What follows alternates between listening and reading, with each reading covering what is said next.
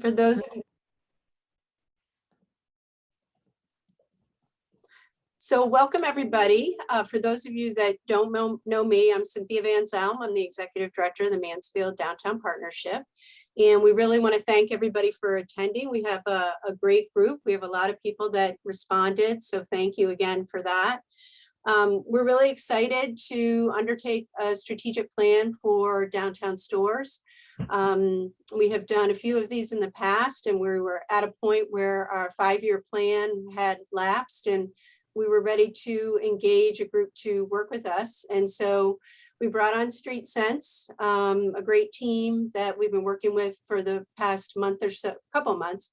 And I want to introduce Larissa and Noor, and then we'll get right into the presentation.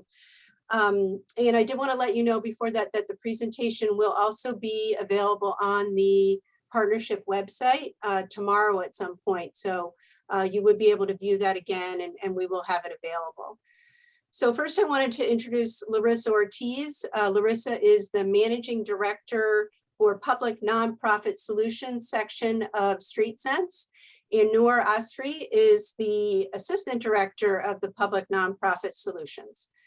So without any further delay, I'm going to turn it over to Larissa. Thank you so much, Cynthia. Just a quick introduction about Street Sense. We're actually a firm rooted in developing amazing retail and consumer experiences in all kinds of commercial environments. Our team focuses exclusively on downtown environments, and that's the work that I've been doing for almost 25 years. I, in fact, started a Main Street organization in Middletown, Connecticut as the first thing that I did in my professional career. As we go through this, I want to say that the presentation is actually, there's a lot of detail here. The text may be small. It's an annotated document. It's meant to be standalone. So when you download it tomorrow, you'll be able to look and read it. We'll basically be paraphrasing a lot that's on these documents. So please don't try to sort of read every detail. I know the screen may be small. So we can go to the next slide. So the assessment is really split into a few key areas, which I'll go over in a moment. Business environment, market research, physical environment, administrative capacity, and then we're going to talk about next steps, and I'll go into these in sort of the next slide here. The stakeholder engagement, just a quick FYI on who we've talked to so far. We, of course, have engaged really every member of the board through a series of meetings, some individual, some, as a group, town staff, DPW, a number of business owners, property owners, and residents. And I should say that some board members also have hats, in these other categories. So we've really seen a broad spectrum of key stakeholders who are really, really familiar with the challenges in downtown. And then tonight we're going to hear from you, and we're really here to educate you and also ground truth what we've compiled so that we know whether this is the right set of information that's going to inform the next stage of the strategic plan. Next slide. So, these 4 categories of assessment, basically we did a little bit of a gap analysis, and it's based on what we've found makes for great downtown environments. And so when we say this term called business environment, there are 2 things we're really talking about. We're talking about density, the number of businesses in a store and the concentration of offerings. We know that people like to go to places where they can do more than one thing. A lot of people don't have a lot of time. They want to shop at a few places. They want to run their errands on Saturday in one place. And so the density of offerings is actually a real indicator of a successful district. The other is the mix, and we look at whether that mix is aligned and meeting the needs of your shoppers. And that includes sort of everything that's there in their offerings and, whether those fit the needs of who's there. Then, of course, the next is who is your shopper? Who is the customer and what kind of demand do they generate? A great district is characterized by really a diverse and stable customer base that's supporting businesses year round. And that's one of the things, of course, that we notice with downtown stores is that you're very seasonal, in part because of the university. The next is what we call physical environment.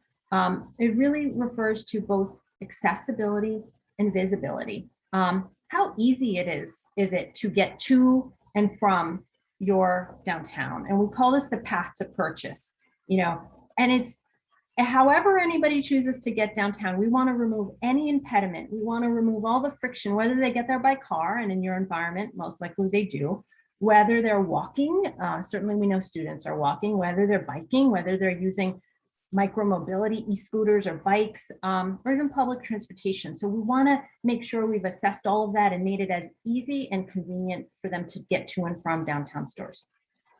The next is visibility. And in the retail world, we call this sort of footfall or vehicle traffic. A business wants to be in a place where there are lots of people going by, and they want to convert those people to customers. And you do that by being visible. So we want to make sure that your businesses are visible and your district is visible. And then finally, something that gets back to what we call administrative capacity, which is leadership. Who is leading this effort? Do they have the resources and the skill set? I mean, you have a wonderful organization in the Mansfield Downtown Partnership that's taking the lead. Do we, as we look at the strategic plan, do they have everything they need to execute successfully? We want to set them up for success. Next slide.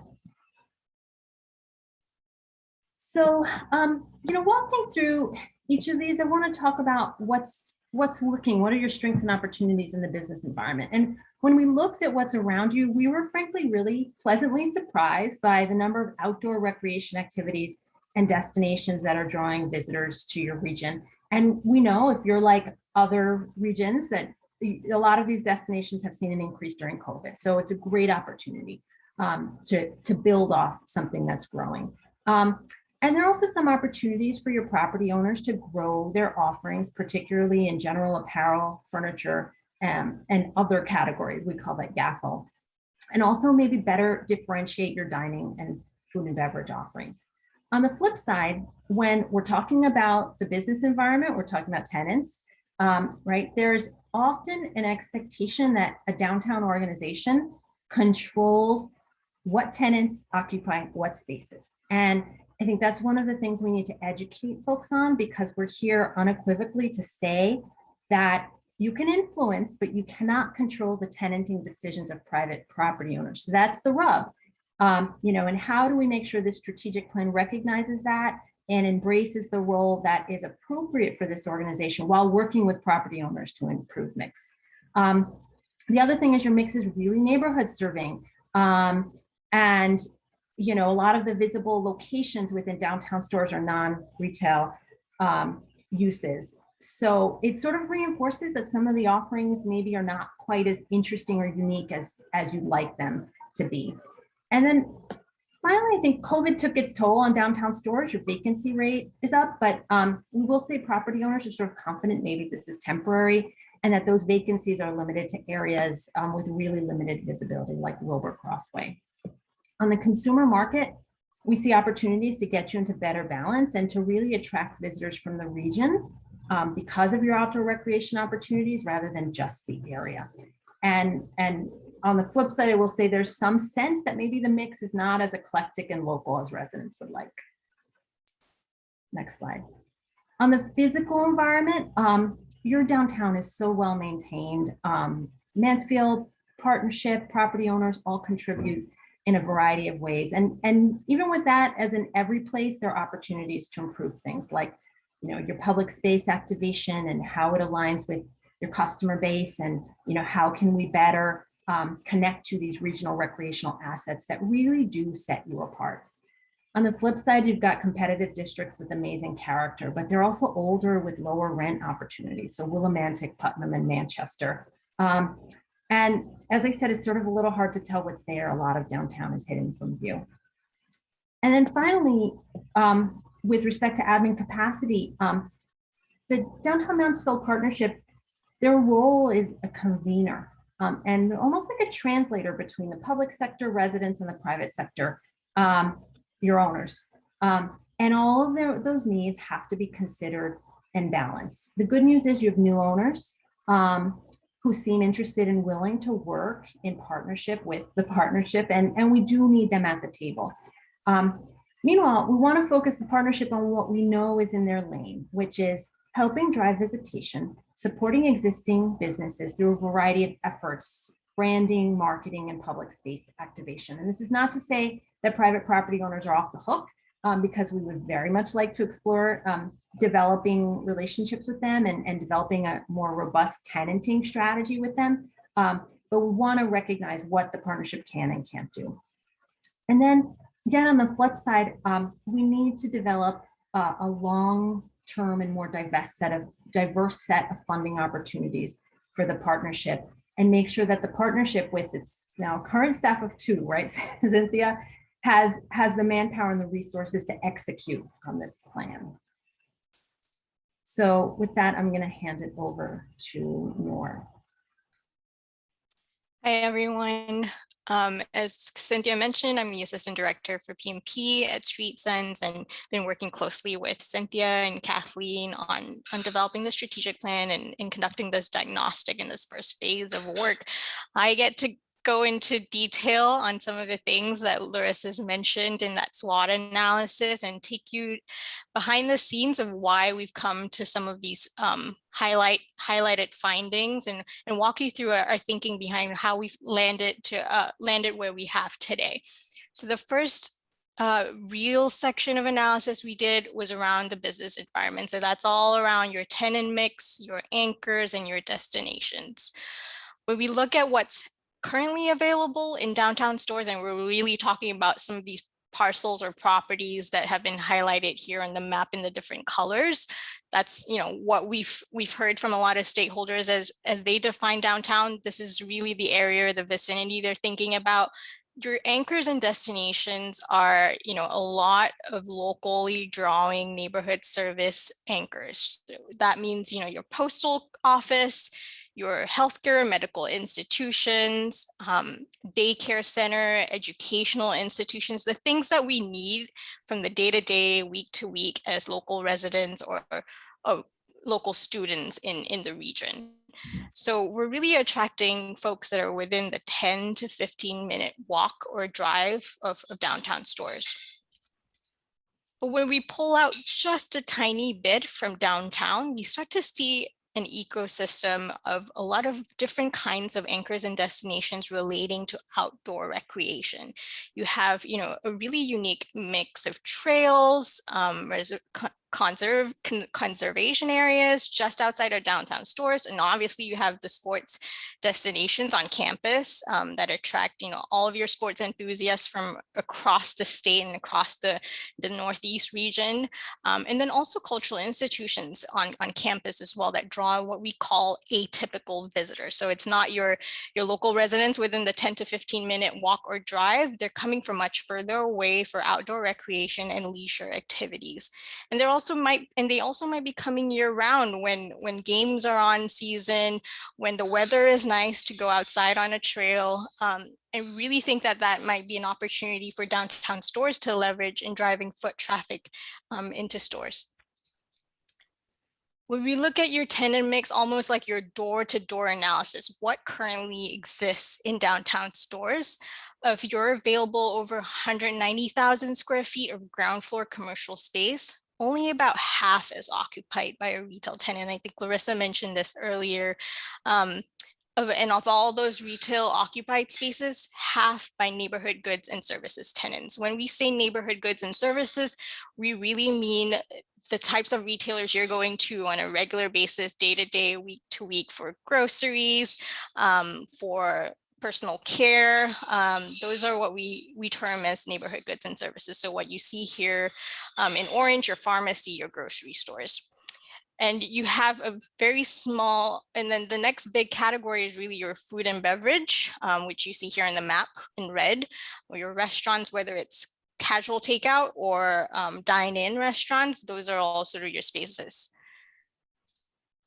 And then when we think about where the gaps in your commercial ground floor spaces are, or your vacancies. Currently, there's over 30,000 square feet of available ground floor commercial space just in this tight fabric of downtown stores. And they're either vacant or they have an inactive or pending tenant. Nearly 70% of these spaces, or about 21,000 square feet of that 30,000, is located in less visible locations, which goes back to that vibrant, downtown principle of, retail tenants needing spaces to be really visible to potential customers and foot traffic. So you see all of these Black spaces that we've sort of highlighted here in the map. 70% of these are in less visible locations north of where Royce Circle is. The other thing we want to note in terms of your tenant mix are, your retail brands that are located in downtown. There are obviously, we want to acknowledge a handful of locally grown brands that have been in downtown stores for a long time. There's also a large share of dedicated ground floor commercial spaces to national brands or regional franchise brands that maybe are, a regular customer would sort of perceive as being a national brand or a national chain. These are really important tenants, right? These are credit tenants operating at very large scales. They're able to maintain long-term occupancy. So that's the added benefit of having some of these credit tenants in downtown, but it does impact consumer perceptions. So we can't change how people feel when they walk into stores and they see a CVS and a chain grocery store. So a lot of stakeholders in our first phase of work sort of associated those types of brands very differently from having, the unique local offerings or differentiated experiences. So as we think about the future tenanting and the available vacancies in downtown stores or vacant spaces in downtown stores, can we think of a way to balance the mix between these two different types of tenants in downtown? As part of this process, we also surveyed the board members. I think their input is really critical to this exercise. We also wanted to understand from their viewpoint where they thought the partnership was already doing well.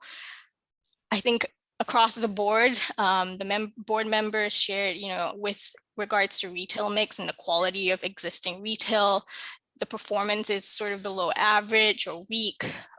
Dining is doing a little bit better than the retail. There are some good options and affordable options in the area.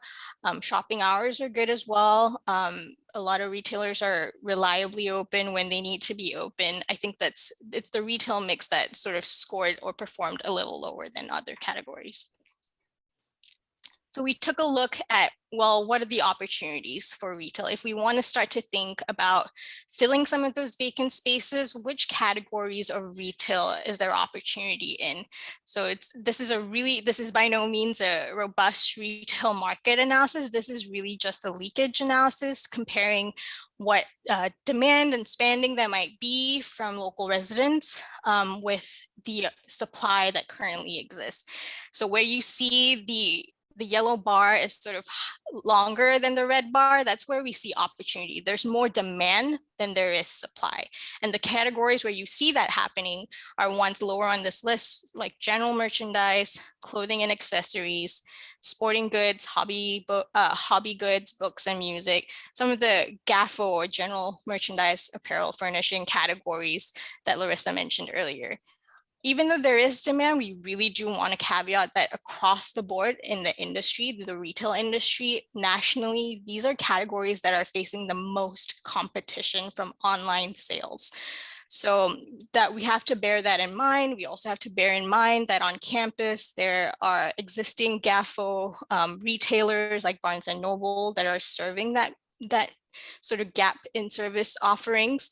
They're starting to increase their merchandise mix to offer things that are not just books or devices and stationery. They're starting to offer general merchandise as well within Barnes & Noble on campus. So as we think about where the opportunities are, we have to think about maybe potentially local or regional brands that can fill these spaces. And then we have to also consider that downtown stores operates in a much wider network and ecosystem of competitive places, right? We don't operate in a silo. Customers have numerous options to choose from when they're thinking about where to eat or where to spend their dollars next.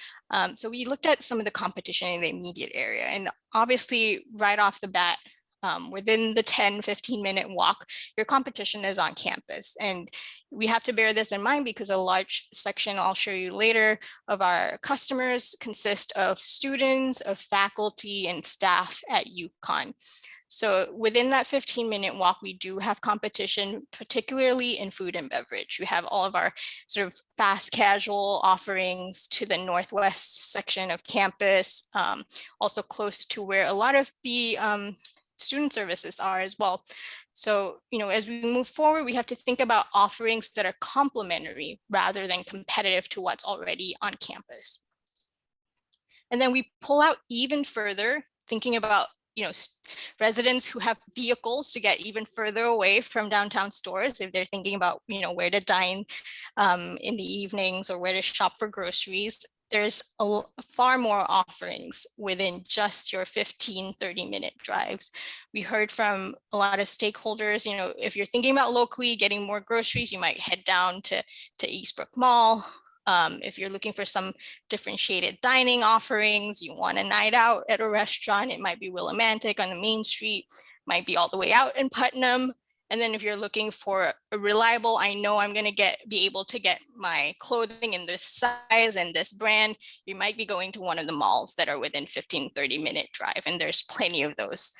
So customers do have a variety of options to choose from, and that's what we're sort of competing with in terms of downtown.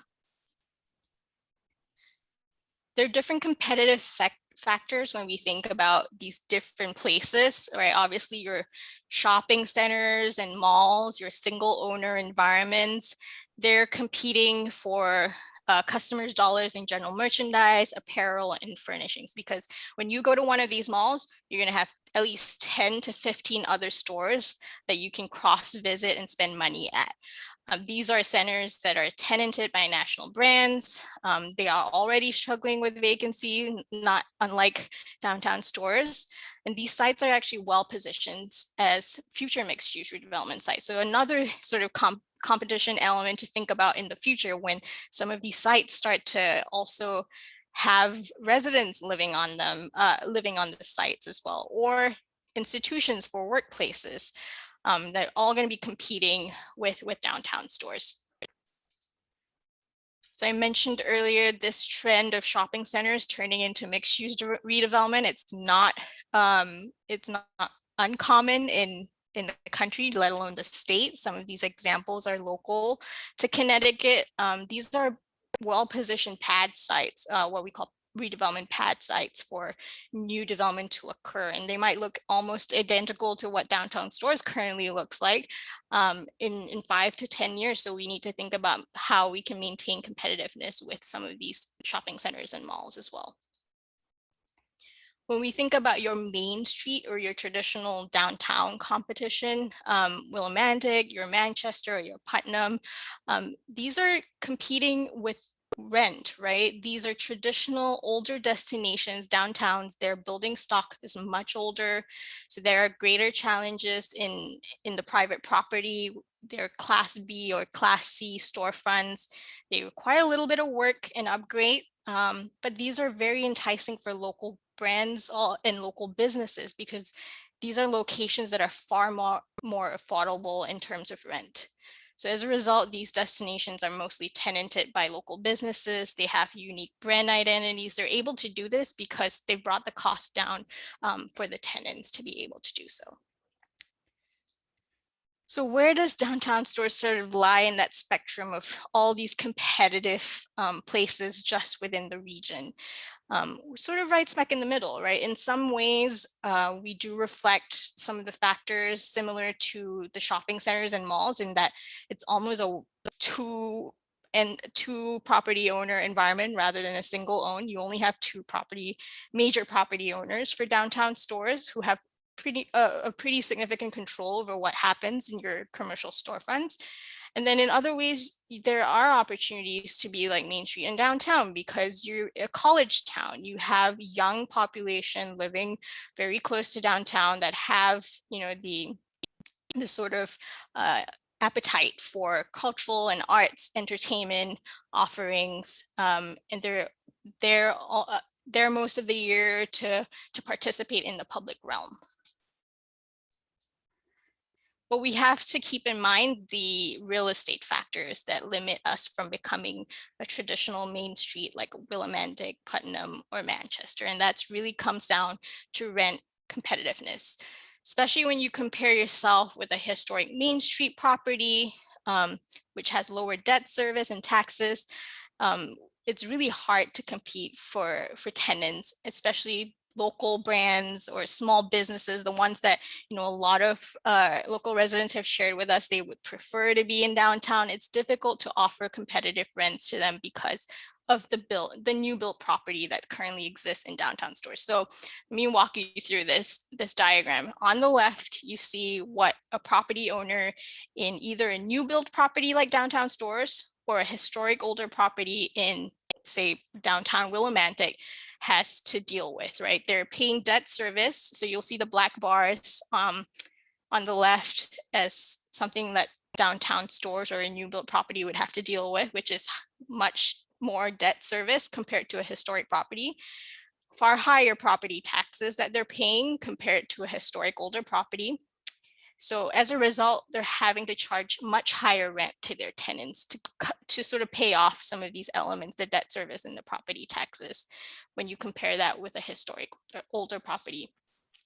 That then translates to what the tenant then has to bear. If they're paying far higher rent in a new build property like downtown stores, which you see here in this black bar with the stripes on the right, that's the far higher rent they have to pay. They have to make much more money to even make net sales and profits in a new build property. So this is the structural issue that we're dealing with in downtown stores, and which might explain why we have to manage expectations with tenants within downtown as we think about how those costs get actually transferred to prospective tenants in the type of property we have in stores. Other industry-wide trends are also, they're either opportunities or challenges. And I'll walk through 4 of these. In real estate, some of the more common things are the buy online and pick up in store service that's increasingly growing in downtown locations. That's an opportunity as we think about filling some of these vacancies. And I know one of the spaces currently is sort of an Amazon locker facility, which facilitates some of this buy online and pick up in store activity in downtown. There's the rise of experiential services and the decline in goods, which I think you're seeing a lot in downtown as well. You have more F&B than you do general merchandise, just because people are, if they're going outside to spend their money, they want to enjoy a nice meal or sit and enjoy a meal next to entertainment as well. So those are 2 major trends that are coming out. And then entertainment, it doesn't have to always be something that's in a storefront or in a entertainment facility. It might very well be entertainment in an outdoor space in your public realm. Downtown has, a beautiful square right in the middle of downtown stores. How can we leverage that? And also all of the network of smaller spaces, public spaces around downtown to facilitate more year-round entertainment for a mix of audiences. And we'll talk about potential audiences in a moment. The last big trend with industry is artisan spaces, right? If we're starting to think about how do we get some local and some regional brands to incubate their ideas in downtown, we've seen, a huge rise in incubator spaces, large spaces like ones you have in stores, broken up into maybe smaller vendor units that can facilitate some local goods, local artisan spaces, and workshops as well. So now we'll talk a little bit about, well, who's the customer and who's the audience we're trying to serve. Now that we understand the limitations with the real estate and and trying to fill that gap with vacancies. Who are we trying to serve as we fill in some of these spaces?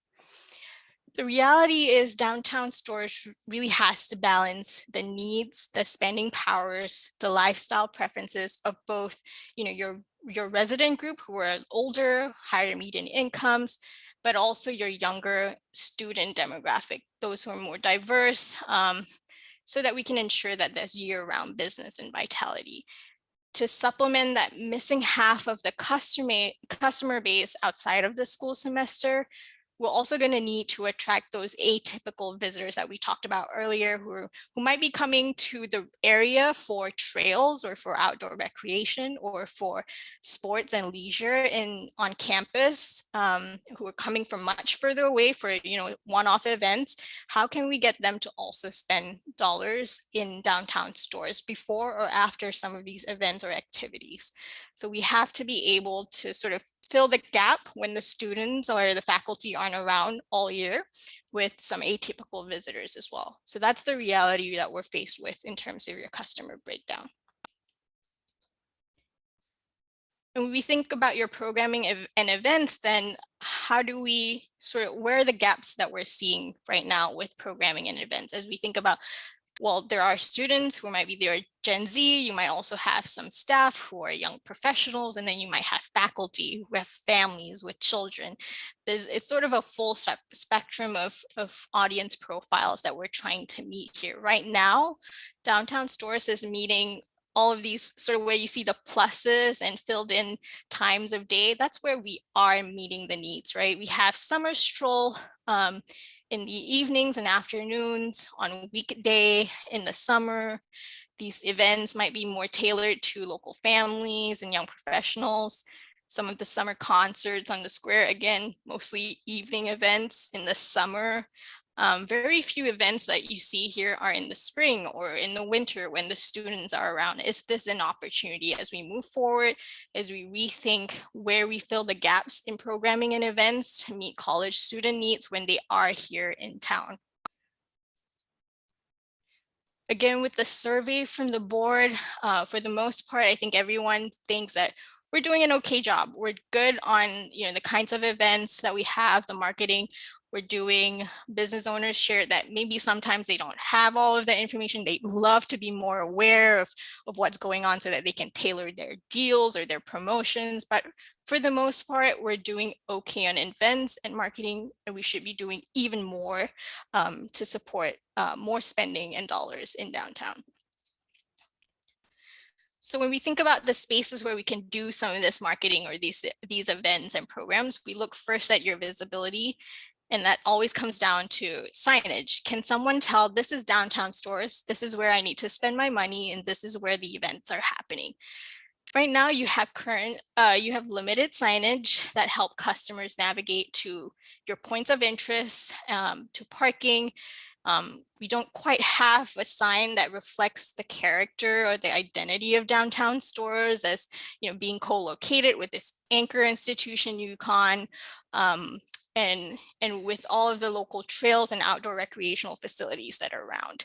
So we really want to think about how do we have a comprehensive wayfinding and signage system that really indicates that you've arrived in Downtown Stores, and that really gives an opportunity for visitors to say, hey, I'm here, and share that moment with others. We looked at your public realm, your access or parking spaces. You have over 700 parking spaces just in the garage. And then obviously you have all of the complementary or supplementary on-street parking spaces. And they're all scattered across downtown. It's not just on the main, on the roadway. It's also, on Wilbur Crossway, it's on Roy Circle, all the way up north near Dog Lane. You do have, quite a sparing of these easily available close to your storefront. There's also a network of public spaces that are sort of in between some of these parking spaces. So you'll see this here, this little pocket space to the south. You have another pocket space to the north where Wilbur Crossway sort of gives you an opportunity to cut across to the residential areas in the back. How do we better activate some of these pocket spaces? Right now, the pocket space to the north, where Dog Lane is, already has a little bit of bistro lighting, seating, and that's been, you can see that being used throughout the year by diners or people sort of lingering in downtown. Let's find a better way to activate these types of smaller network spaces in your public realm. So we think about what the opportunities are, leaning into those themes of outdoor recreation and better connecting you to what's happening on campus with institutional or educational programming. Right now you have a few arts and cultural events, mainly on the square with your summer concerts, your moonlight movies. You have seasonal markets. The farmers market though is at Town Hall. It's not in right smack in that square where downtown stores is. And then you have the Tour de Mansfield, which is your bike race annually that cuts through downtown. But there's not quite an educational or learning component with some of your programming.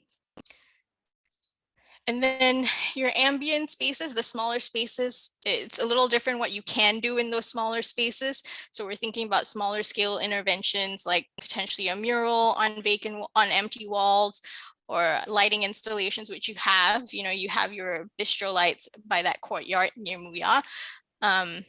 You don't have these sort of ambient games that we're seeing all across the country. Through COVID, we've seen a growth in some of these ambient games that people or downtown entities are putting out in their spaces to activate it when no one's actively using those spaces.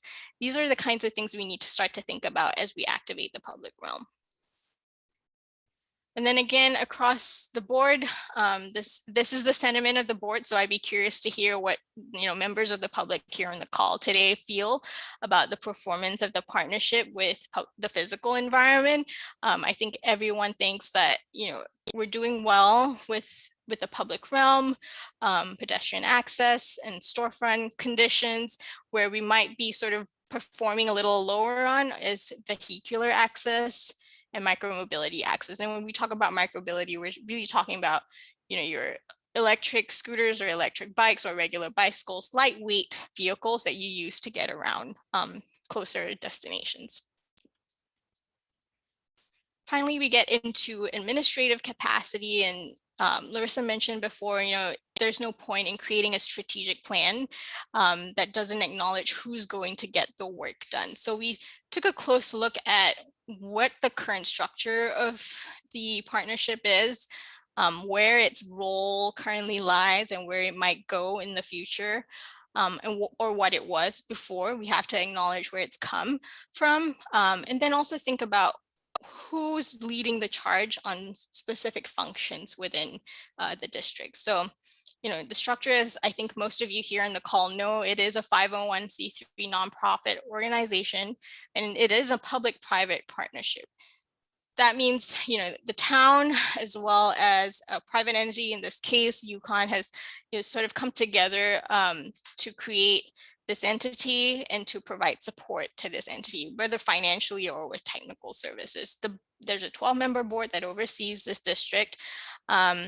And its role has evolved over time. When it was first founded, it was really formed to oversee the revitalization of downtown, to coordinate the redevelopment. If you're a student who's unfamiliar with what UConn used to look like, it really was just strip malls and bare land that's become what it is today. So really encourage you to read a little bit about the history of downtown if you're not familiar with it.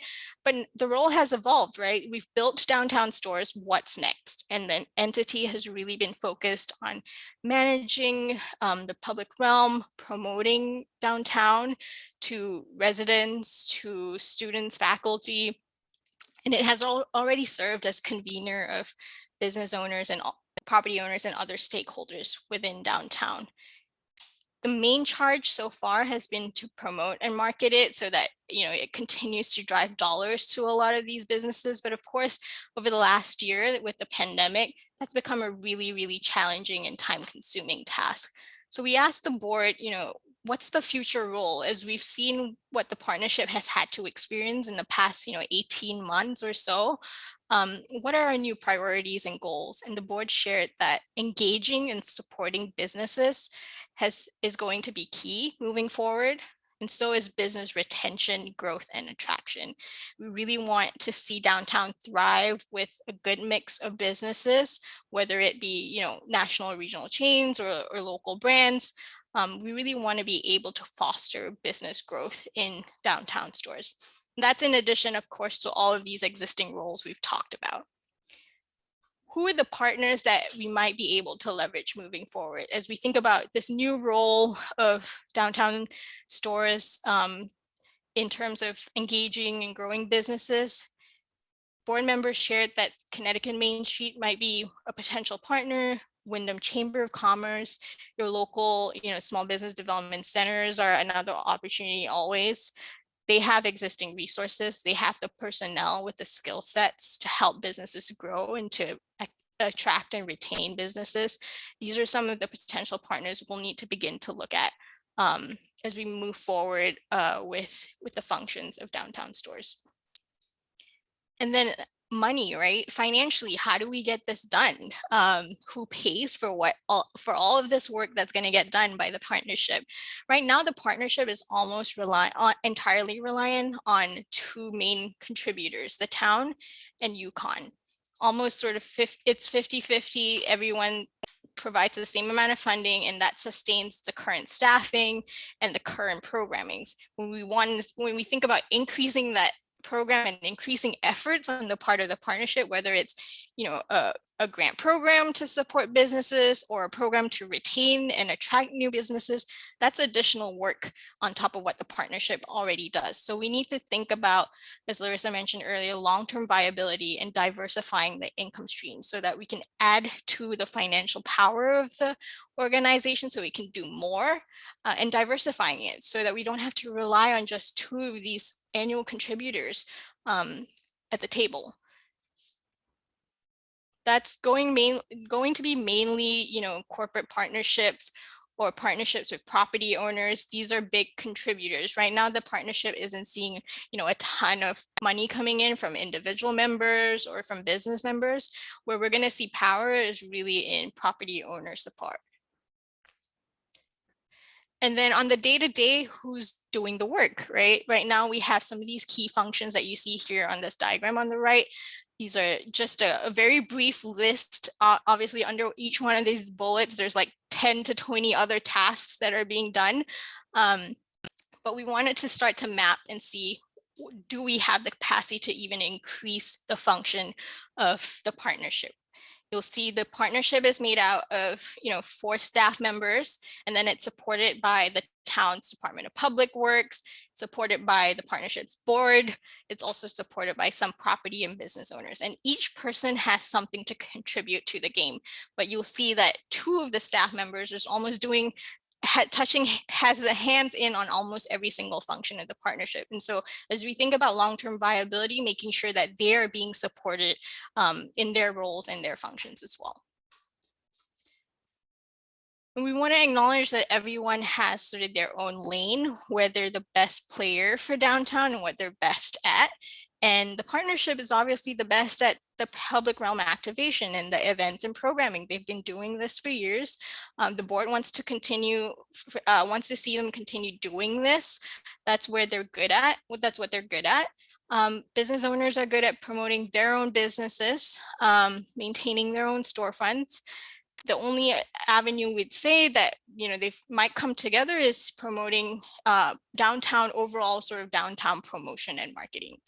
And then we have to leave the work to others where they're in charge. Like, for example, with property owners.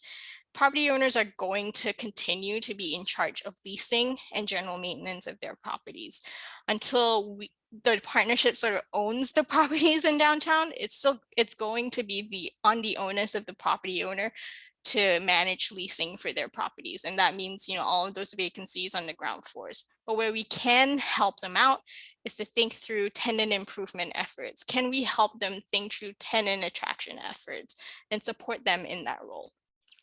And then the town will continue to, offer support and maintenance of the public realm, and UConn maintaining year-round customer base for downtown, or cross promotion with UConn. This is one really great example. We have, quite a number of UConn students and faculty or staff in the meeting today, because we've been able to cross promote this event with UConn. So we want to continue the partnership with all of these individuals and players of downtown. So as we think about the next steps, we really want to take a moment this evening to, now that we've shared with you our thinking around behind some of those high level findings, we really want to take stock, speak with you, and go into discussion with everyone here today on the call. So we're going to break out into rooms and talk through some of these questions. And these questions are really meant for us to sort of gut check and see how you feel about some of the things we've discussed today or presented today. Have we sort of made the right call on who your anchors, what your anchors and destinations are, where the opportunities are, and also think about, the customer or the audience profile and additional events and activations that we need to maybe focus on moving forward. So, I'm going to break us all out into rooms, and this is the opportunity for folks to share, feedback for these questions. We'll have facilitators in each of the breakout rooms who will guide you through these questions. We want to make sure that, we use the full 30 minutes appropriately with everyone, give everyone a chance to speak and share their thoughts on these questions. And then we'll come back after 30 minutes. We'll appoint a group representative to report back on some of the highlights from your discussion. And then use the remaining 30 minutes of the call today to just share with everyone what each breakout room has discussed. So as we're going to hit open all rooms, all breakout rooms right now, and everyone's going to be able to see where they need to go. And then we'll come back at the end of 30 minutes with someone to report back. So